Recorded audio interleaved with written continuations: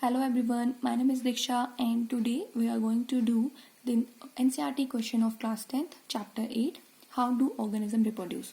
So our first question is, asexual reproduction take place through budding in amoeba, yeast, plasmodium, leishmania. इन चारों में ही asexual reproduction होती है but different modes के through. Okay, हमें ये examples learn करने पड़ते हैं कि कौन से ऑर्गेनिज्म में किस टाइप की एसेक्सुअल रिप्रोडक्शन होगी. Okay, the answer is east, क्योंकि ईस्ट में बडिंग के थ्रू एसेक्सुअल रिप्रोडक्शन होती है. Next, which of the following is not the part of female reproductive system in human beings? Ovary, uterus, vas deferens, fallopian tube.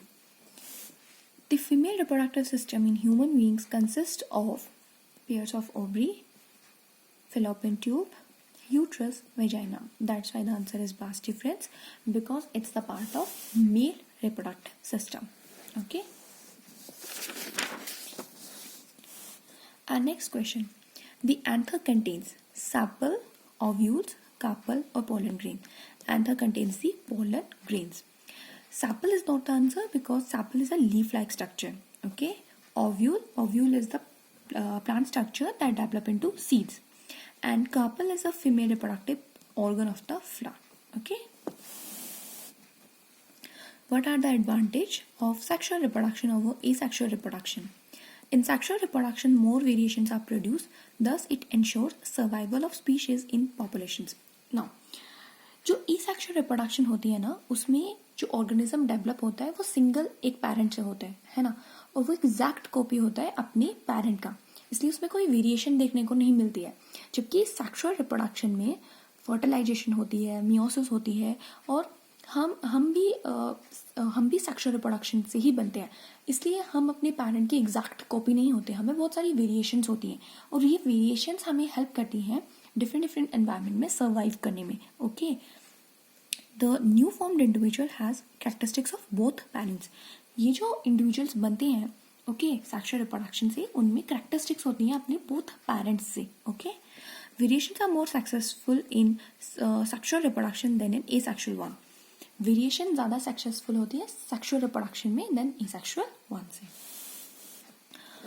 What are the functions performed by testes in human beings? Testes produce sperms. Sperm contains a haploid set of chromosome of father.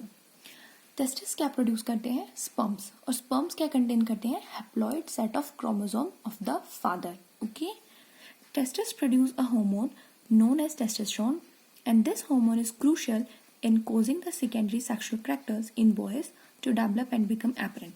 जो testis होता है वो एक hormone produce करता है जिसको बोलते हैं टेस्टोस्टेरोन, और टेस्टोस्टेरोन हेल्प करता है बॉयज में सेकेंडरी सेक्सुअल कैरेक्टर्स को की जनरेट करने के लिए. ठीक है, ये सेकेंडरी सेक्सुअल कैरेक्टर्स होते क्या हैं?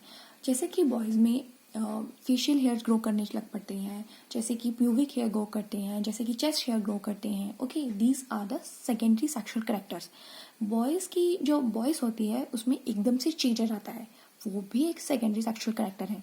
ओके, इसके अलावा बॉयज़ की हाइट भी डिफर करती है as compare to women. Okay, वो भी क्या होती है? एक सेकेंडरी सेक्सुअल कैरेक्टर होता है, जिनको सभी को टेस्टोस्टेरोन की वजह से ये चीज़ें होती हैं. Okay, next question. A well labelled diagram of longitudinal section of flower. तो this is the structure of the flower. Okay, these are the petals and these are the sepals. Okay, the outer wall is sepal, then petal, then the male organ which is made up of anther and filament. The next female organs which is made up of stigma, style and ovary. Okay, thank you.